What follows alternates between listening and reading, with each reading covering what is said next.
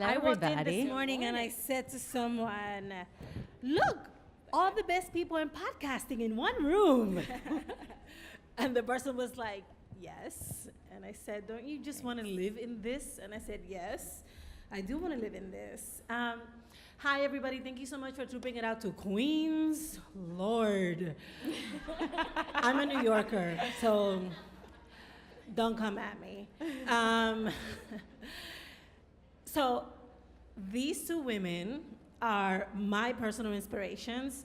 And so when I pitched this panel, I was like, I just want to have an excuse to hang with them. So sorry for being selfish, but I think you will very quickly see why I wanted so much to have a public conversation with them, because we talk about this stuff all the time. And so I thought, probably some other women could benefit from this. So just a quick intro from me. I am an oldie but goodie. Some might call me an OG because I've been in media for 20 years. And after 18 years in legacy media, I decided to jump ship last year and started my own podcasting network. And best decision I ever made, hardest decision I ever made, would do it again twice on Sunday. And so we're going to try and give you hints about how to figure out if this is the thing for you. And it doesn't mean you start your company next week. It might mean you start it the week after. But there are certain things, there are certain characteristics, there are certain telltales for whether or not this is the right path for you. And hopefully we'll get you closer to deciding. So I'm gonna let these two brilliant women introduce themselves. All right, so I'll take it from there. Hi, everyone. So good to see you. My name is Nicaila Okome, and I am the creator and host of the Side Hustle Pro podcast. Woo! For those of you who haven't listened, it's a podcast where I interview Black women entrepreneurs who have scaled from side hustlers to full-time entrepreneurs. It was a narrative that I felt was missing in our narrative on entrepreneurship more broadly. So I started that while I was working, like I'm sure many of you can relate to. I have over 10 years of experience in marketing, and most recently worked for NPR, National Public Radio, at the headquarters in DC. And there, as you can see from the slide, I was leading digital marketing for some of our favorite podcasts, like How I Built This, Code Switch, where I met Juleyka, Embedded, and so much more. And because I'm a side hustler, I couldn't keep still and started doing my own podcast on the side. And I have a philosophy. Actually, one of the women I interviewed told me this, that anything you do well should not be done for free. So around 6 months into podcasting, I said, you know what, this is great, but this is a lot of work, a lot of effort, again, as I'm sure some of you can relate to, and I need to monetize this bad boy. So that's exactly what I started to do. And so throughout this conversation, we can talk a little bit more about how I was able to scale my podcast, to monetize it, and eventually quit my job in December of 2017 and have not looked back. See, I told you. And here's my other inspiration. Oh, so sweet. Hi, everybody. My name's Martina Castro. I also come from the public radio family. I started 3 days out of graduating from college and never looked back. So somehow I'm 36, but have spent almost 15 years making audio. And so I started at NPR as an intern, and I worked on National Desk and then at Day to Day, rest in peace. And where I really, I think what's interesting about looking back, it's so kind of fun to see these logos up here, because you look back and you think, oh yeah, okay, I can connect the dots of how I ended up where I am today. But at any one of these points, I would have never said what came after. And I just think that that's really important. As we're just kind of giving you a background of who we are so that you can see, and it might look like, oh yeah, obviously she was gonna start her own company. It's not obvious. And so wherever you are right now, you're on one of these points on this map, and it doesn't have to make sense right now. But anyway, I ended up at KLW for 6 years. That's where I really met my inspiration, the person who really taught me the kind of leader I wanted to be, Holly Kernan, who is now at KQED. And that's where I launched my first thing, which was Radio Ambulante. And that led to leaving leaving KLW, leaving the nest, I went to South America. I ended up at a startup incubator. I launched my own company, and that's what led me to my amazing clients, Duolingo, TED en Español, and I found a niche for doing things in another language, but really I like to say Adonde Media is a company that thinks globally about podcasts. And one thing I really want to say that it's important, why I put Air and Podcasteros on here, is that I don't feel like I'm doing this alone. And I think that from the very beginning, the very first thing I launched before launching Adonde Media was Podcasteros, which is a community for Spanish language podcast producers. And I think I don't know if it's the public radio DNA in me, but I knew I would never do this alone. And that always made me feel more bold and more stronger. And so also being part of AIR has really made me feel like I'm being supported by a whole group of people that are doing this, maybe independently, but with me. Yeah. So that's my story. So that's my slide. I did make a slide. I'm just here to facilitate. So we had multiple conversations about, okay, we could talk about this for hours. So we decided that we were going to break it up into 3 basic areas, and each of us is going to talk at different points. So the first question, obviously, is why did you decide to go and become a solopreneur? And then how did you actually do that? And each of us has a very different story. And so I'll let Nicaila get us started. I'll share a little bit about mine. And then she's got another completely different way of doing it. And then there are 1,000 other ways to get started as an entrepreneur. So let's just make sure that that's super clear. Sure. So, growing up, I actually grew up in the Bronx, so I'm a native New Yorker as well, and I'm originally from Jamaica, so my parents obviously stressed this traditional path, and I've always thought of myself as I'm going to go to college, get a job, and I'll be set. But coming out of undergrad, I went to Penn, any Quakers in the house?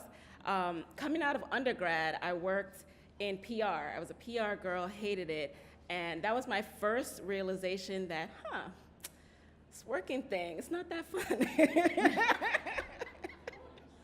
But that was just not the right career for me. So I did a lot of soul searching, and throughout my life have job searched to figure out what was my fit, and ultimately came up with the fact that I love marketing. And I love marketing because I like storytelling and being able to connect with consumers and help them to understand why this brand is for them and not just to sell them something.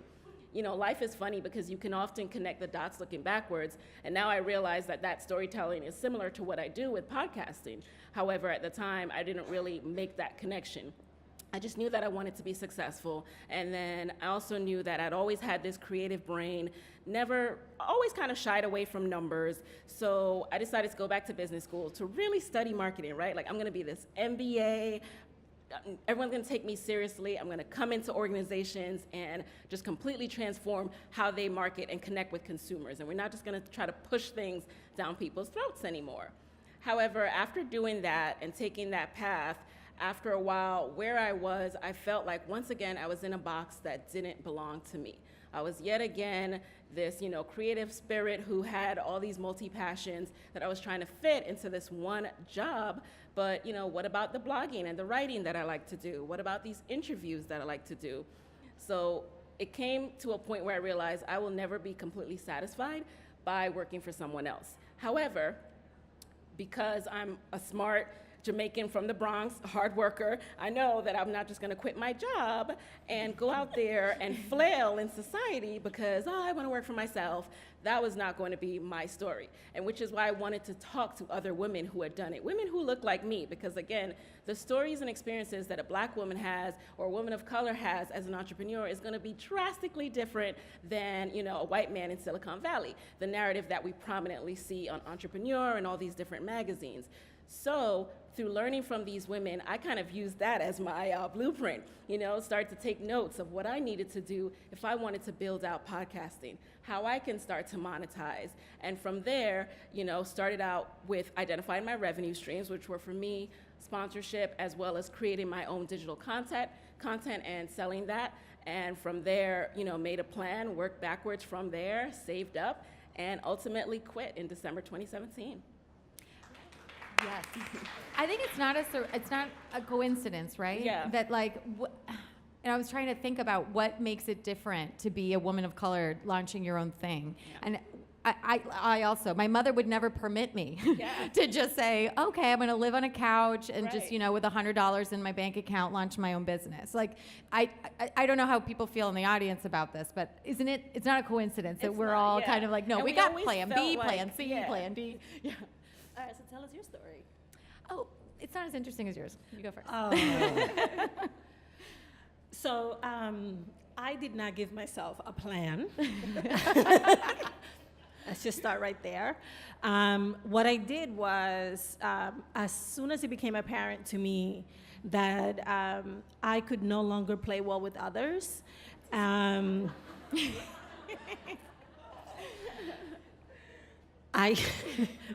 it's really that simple. And it's not that I cannot play well with others, it's that I want to decide who I play with. So that became clearer as I was thinking about what's next, because I too am I am an immigrant actually, daughter of immigrants, and I also have children, and so I could not just sort of jump. I had to think about, what do you have in your possession that one can be monetized and two can grow? And so I did a self-assessment and really looked at, what do I love doing? First and foremost, I love storytelling. Second, I love creating things from scratch. I am a builder.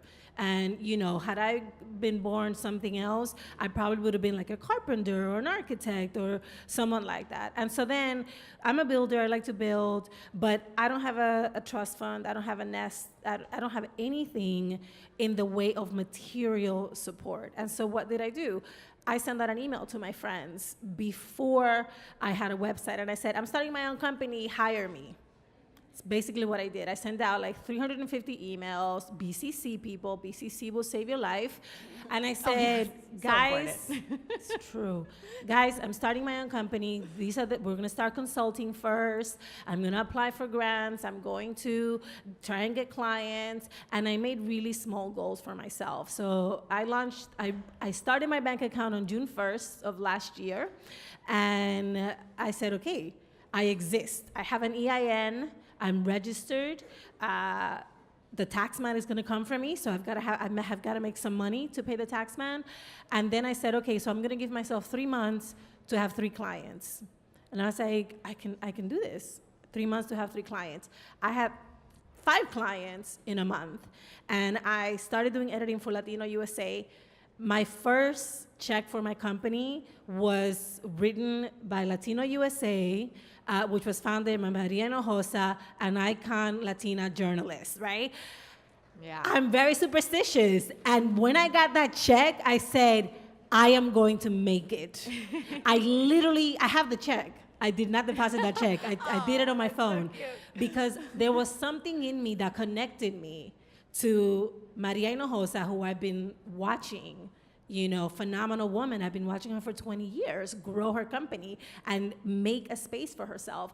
And it wasn't intentional, but this is how the universe conspires to support you when you make a decision, you know? Never could have imagined that the first check for my company, founded by a Latina, was gonna come from another Latina media company founded by a Latina, right? And so that was all the confidence I needed to then set slightly bigger goals for myself, and then assess at every point, what am I learning, what am I doing right? But the most important thing that I did was to call on people like Martina, and people like Doug Mitchell, and people like Mitzi Miller, and say, will you be on my advisory board? I need someone to hold my hand, and more importantly, I need accountability buddies. And so after my bank account, the next thing I did was set up an advisory board, because again, you need community. You should not do this by yourself. You don't have to do this by yourself. There are lots of people who support you, but what you do have to do is say to them, I am committing to doing this, right? And so that was part of me getting even more secure in the decision to start my company. And you know, make huge sacrifices. I have been happily broke for 18 months. Every penny that we make goes back into the company. And I could not, like, my favorite thing to do every 2 weeks is to pay my contributors. Every 2 weeks I sit there with my list of invoices that have come in, and I just send those invoices, and I am thrilled to do that, right? And knock on wood, knock on something, one of those checks is going to come to me soon. I mean, I've paid myself 4 times this year, which I think was pretty decent, I've had to use some of my savings, my life savings, right? But then I thought, okay, if I had decided to spend this year and a half begging for money in the VC circuit, knowing that only 0.02% of that money goes to women of color, that would have been a waste of my time. Yeah. And so I decided to be my own investor and take money out of my 401k that I've been diligently putting into for the last 20 years. And you know what? The company's gonna pay me that back tenfold. And that's sort of like, I'm treating my company like it's my own blue chip company. It's a long-term investment, and I'm gonna reap the dividends. Because who else is going to believe or work harder for what I want than me? No one. Right? And so those were the kinds of things, sort of like philosophically, theoretically, life-wise, that I had to evaluate as I decided to go solo. And then the other big question, and I'll summarize this very quickly, was, do I have enough ideas? Because this is the question that a lot of entrepreneurs don't ask themselves, and a lot of creators don't ask themselves. They're frustrated at work, they're unhappy, they want change, but you really have to ask yourself, do I have enough ideas that I'm still going to be innovating and creating and challenging in 3 years, in 5 years, right? So I made this huge list of podcasts, right? They're probably not all gonna get made, but I was like, yes, I have enough ideas so that as I grow, I will be able to come back into this idea tree and pluck another idea and create something new. So that's the kind of assessing that I did. And it was really instructive, and lots of phone calls with my advisors, lots and lots and lots and lots of phone calls and texts with my advisors throughout, just to do a lot of gut checks, which was really, really important. All right, so she's really good at this. So we're gonna get Martina to talk about how she differentiates her work, her company in podcasting. So I just want to say how important it is to have people that you can confess that you don't know what you're doing to. I mean, I just can't emphasize enough. When Juleyka says we talk to each other, we're literally saying, I have no idea what I'm doing. Can you help me with this? And she's like, oh, I don't either, but yes, I can. And usually that is just enough to make you feel like you're not meant to do this. So, because, I don't know how many, can you raise your hand if you're thinking of starting your own thing? Yes. Okay, good. Yeah. Okay, good. Because these are the things that have gotten me through this. It's like to know that I don't have to know, that there are other people who don't know, and they're doing it too. Actually, the people who are succeeding the most have told me, I have no idea what I'm doing. I'm making it up. We're all making it up. So there's nothing, I promise you, nothing about you that makes you not able to do it. Just if you don't want to. That's a good reason not to do it. Anyway, just want to say that. How I differentiate my work. Okay, so I admire these women so much because they kind of were self-starters. I tried self-starting. I was like in my living room in Santiago, Chile, thinking, oh, I think I could be a consultant. I really want to do my own thing.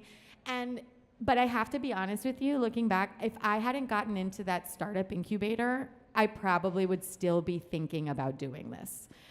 So what I really needed was structure and outside validation. Like literally, I needed someone to say, you have a great idea, that should be a company, we're gonna invest money in your company, and we're gonna put you together with a cohort of other female founders, because that was the other amazing thing. Startup Chile has a fund that's just for female-led startups, and it's for pre-seed money. So it's basically for when you can have just an idea, and in 4 months, you have to come out with a product, an MVP, just a prototype. And so that to me was the validation I needed. The structure of someone calling me a CEO and me like standing on a stage and saying I'm a CEO, presenting in front of people, doing pitches. They gave me the language. Like I don't have a business background. And I think pitching my project, and I really, really cannot emphasize this enough too, because back when we started Radio Ambulante, having a Kickstarter campaign got our shit together. Like, we had to figure out, how are we gonna tell people what this is? And do we have the stamina to really make it through something like this? And that's what Startup Chile was for me. I had to figure out what differentiated me. And so I wanted to start a company that was going to target podcasts in Latin America. At that point, I called it a bilingual podcast production company. And I found the community that was looking for that. This startup accelerator wanted companies that were thinking of Latin America as a viable place, that didn't ignore it. And so that was smart for me, I think, just to give myself a little pat on the back, is that because I really didn't want to just start something that was just a carbon copy of something that already existed. So I was like, if I'm going to make this, if I'm going to, kind of cut through the noise, I guess you could say, I have to be offering something unique. And the only thing I had to offer was this. Was like, wow, I can make stuff at the quality that, thank goodness, my background and my experience has given me in the United States, in a market where people are just discovering what this is. And I really literally felt like I was coming from the future when I talked to people in Latin America. I was like, there's this thing.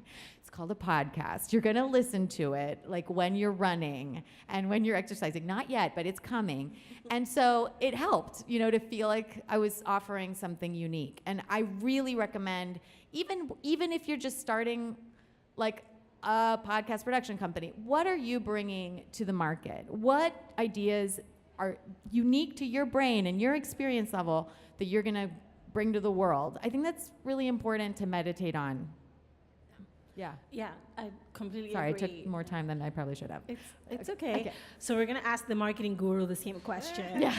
Because I think Side Hustle Pro, I was a fan of Side Hustle Pro before I accosted her in an elevator at NPR and told her she was gorgeous. True story. That actually happened. But I think Side Hustle Pro is a testament, obviously, not only to her brilliance, but to the fact that you can be niche and you can do really, really well. Yeah. Yes. So in coming up with ideas or even thinking about, how to differentiate yourself or how I differentiate my work, I think about the phrase, tell a story that no one else can tell. So it's kind of what Martina touched on, in that their idea is unique to your brain. And then no matter what topic there is out there, there is a lane that has not been explored. Similarly with entrepreneurship, there are other podcasts with the name Side Hustle in their title. And that did not deter me, because I knew, first of all, side hustle is a nuanced term. To some people it means, just bartending on the weekends. And to some people like myself, it means building out a viable business on the side while you use your full-time income to invest in that, right? So I knew there was still depth to be explored there. And I also knew that there's so many people side hustling. And there's so many people who started that way, but I just didn't hear that enough. So the first thing you have to do is really think about, what story can I tell that no one else can tell? And then within that, you then have to think about, who am I speaking to? So I think a lot of us, when we first decide, I have the best idea ever, we're very me-centric. And we are just thinking about pushing our idea out there. Me and my girlfriends, we're gonna get together. We have so much fun. We're so funny, and things like that. However, really, you have to identify, okay, who is this person that I want to talk to? What are her or his interests? Where are they in their life? What about this topic are they still digging to find more answers about? Everyone touches on entrepreneurship, for example, but no one talks about when you have to move back in with your parents because your idea failed and you're still working 3 jobs and you're trying to get this off the ground. More people are talking about kind of glossing over that because they're trying to fit an interview into 30 or 20 minutes. So how can I present something different? So these are some of the questions to ask yourself. And honestly, if you start with those 2 things, you'll get very far. Great advice, really great advice. Okay, before we take your questions, I'm actually going to build upon that, because I decided on the who really early on, and it was a risky proposition. So the who for me was twofold. The who was, who am I making this with, and who am I making this for, right? And again, going back fundamentally through my own experiences and skill sets and thinking, well, when have I enjoyed my work the most? When has my work made the biggest difference? And the answer to those who questions was the same. I have enjoyed my work the most when I have centered people of color and women of color in my work, and I have done the best work throughout my career when I've worked with women of color and done stuff that centers their experiences. And so then I thought, okay, well then that's an easy answer. I'm gonna build a production company that's gonna center the lives of people of color and whose storytellers are going to be primarily people of color. Boom, right? And so that became my internal sort of like tagline, so that when I was evaluating clients, when I was evaluating projects, when I was evaluating places to approach, this ran through, as in, will this person, this project, this organization share those values? Will they respect that this is something that is important to me? It's not exclusionary. Plenty of talented white people work on our projects, just for the record. But these are people who understand that what we're trying to do is addressing a huge gap, right? And so if you can get on board with the fact that we are addressing a huge gap through the stories that we tell, through the shows that we produce, then we're gonna have an amazing time producing these things, right?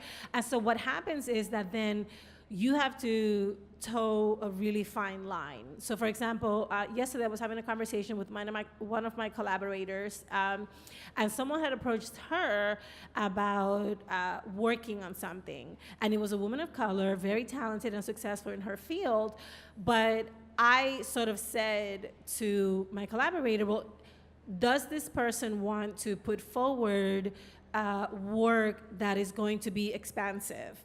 No, she just wants to get famous. And I was like, okay, then that's not a project for me, right? Like, that's just not a project for me, because I know how hard it has been for me to get here. And I want to make sure that however I utilize my work and my talent and my company, it has to be more than personally beneficial to someone, right? And so once that criteria was set in my mind, it has made decision making really, really, really simple. You know, right at the beginning, there were a lot of people really excited because they just wanted, you know, to have a Latina show or a Black show or a woman of color show. And I was like, yeah, I don't think I'm the right person for you for that, because what you want is cosmetic, right? And what I'm talking about is more like an organ transplant. Like, you know, like I don't want to give you an eye lift. Like, I want to give you a new liver and a new heart, and I want you to live a long, fruitful life. And so it's really important for you to be clear about what you want to do, but also to be equally clear about what you don't want to do and what you won't do. And trust me, that's really hard when your balance in the bank is low and you're just starting out. But it makes it so much easier to say yes to things that are waiting for you down the line. I just want to punctuate something you're saying. And if anybody has any questions, please come up to these microphones here on the side. We'd love to take your questions. We have like 11 minutes left. But just to punctuate what Juleyka's saying is that, what does it mean to lead like a woman, right? I really like the title of this panel. And I've been meditating on this. And I think what we're all talking about here is to lead like a woman is to lead with your values. And that we may have been taught through our work experience that the values of a leader are typically masculine, you know, like to never doubt yourself, to always think about the bottom line, to only think about profits, whatever it is that you think of when you think of leader and you imagine maybe a white man. Like, I just, you know, let's be real, executive, you know, we've been brought up with that being as our ideal. And I think when you start your own thing, remember that you're starting your own thing. You get to decide what those values are and who that executive is and what your priorities are. And don't let anyone tell you that just because something might be a little more feminine, like because you want to be a vulnerable leader, or because you have values that say, I'm only going to take work that's going to lift up people of color, that is somehow less than. So that. Yeah. Just wanted to say that. Hi, I think you were up first. Yeah. What's your question? Sure. Hi, thank you so much for being here. So what I want to talk about is essentially being multiply marginalized and starting your own thing and like thinking about all the places you want to go, things you don't want to do, but realizing that, okay, so I'm multiply marginalized. I'm a Black, physically disabled, queer, non-binary person. And I love what I'm doing with this podcast, but my team is essentially me. And I don't have anyone else in my corner except for me. Yeah. And I'm wondering how you can like mitigate the fact that you're doing something new and powerful, but also to like deal with social fatigue. You know, like how do you toe that line, but also understand that you need to take time for yourself, you know? This is the perfect question. Yeah, I was thinking like, well, we gotta talk. Thank you. Well, first of all, I wanted to know what the name of your podcast is. Sure. Yeah. You want me to plug my podcast? Of course. I will. Okay. So it's called Power Not Pity, and it's all about amplifying the lives and experiences of disabled people of color. I love that. I love Thank that. you. Thank you. Yes. Thank you. So it starts with that, right? I love the title because it's exactly what you're saying. First of all, you know, although you have, you know, as you say, multiple marginalizations, not having that pity on yourself, and I can tell that you don't, like you are using this and coming from a place of power. And the way I deal with this is honestly, on a day-to-day basis, I don't think in that term. Like I don't even think about that term. And it's not to say that it doesn't exist. It's to say that once I realized that I was no longer about living in boxes, then my approach to life is I'm here to kick down doors. So, you know, sometimes I'll see people on Twitter even, they'll come out with these entrepreneur lists or these best podcast lists, and, you know, I see people of color arguing with the writers, like, oh, you didn't think about all of these podcasts with hosts of color. And to me, I'm like, F them. Like, I don't want to be on your list. I don't need your list to be successful or to make money. So that's number one. Second of all, then you have to identify what are your goals. And we can talk more about this because I do work directly with indie podcasters because I am so passionate about us just kicking down doors and no longer feeling like we need to ask permission or, you know, get into certain spaces to be successful. Mm-hmm. So I would love to work with you to say, what are your goals? And then work directly to reach those goals. So if your goals are to monetize and then eventually do it full time, then let's talk about where you are right now with your downloads, how to increase those, how to start aligning with brands that work for you, how to start developing resources for your audience that you could eventually monetize and go from there. Like, let's talk from a position of power. Great, thank you. Yeah. Hi. So my question's about, so we started our company this year, and it's going pretty well, but every couple of times we have a problem with a client who on paper gets our vision and our values, but in reality cannot hear the volume at which women speak. Mm-hmm. So we'll make a recommendation or suggest something or do a piece of production work, and they cannot hear it or accept it. There are times when you've had to deal with that, and how do you actually get over those moments? Yes, the first answer is data. So I have one client who has a different vision than is executionable. And so what I do is whenever we get to an impasse, I bring data.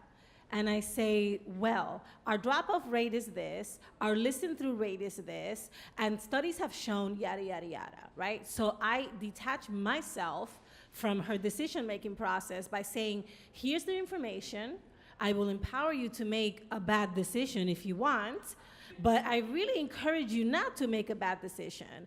And 90% of the time, that solves it. On 2 occasions, I have gone back to my contract and said, that's not in my contract, we're not doing that. When it was absolutely an issue of, no, I think this is a really bad idea. It doesn't go with the values and it doesn't go with the work that we have outlined to do. Ladies, don't ever work without a contract.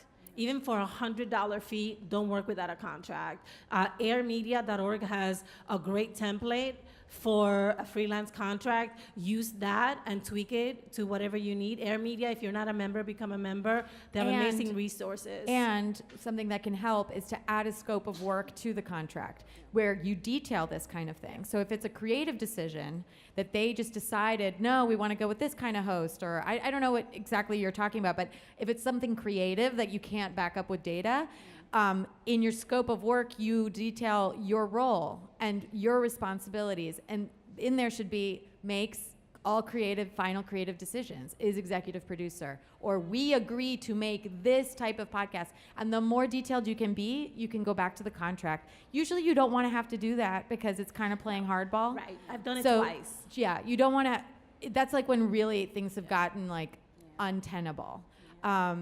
But it's a really hard situation, and it happens. And it's just kind of being a good diplomat and then taking up that contract and showing it to them.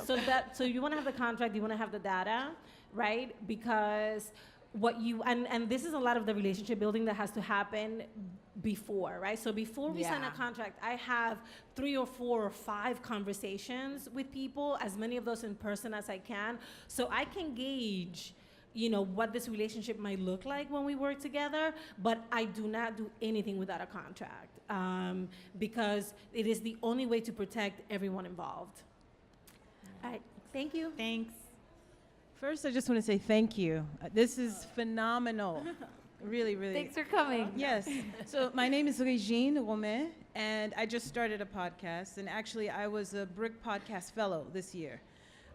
For the past 2 years, I was living in Benin, West Africa, and while I was there, podcasts kept coming up. I was like, podcast, and so the internet, Wi-Fi wasn't always so good, but I said, when I get back, I'm gonna get into this thing, and I said, but I need to know how to do this.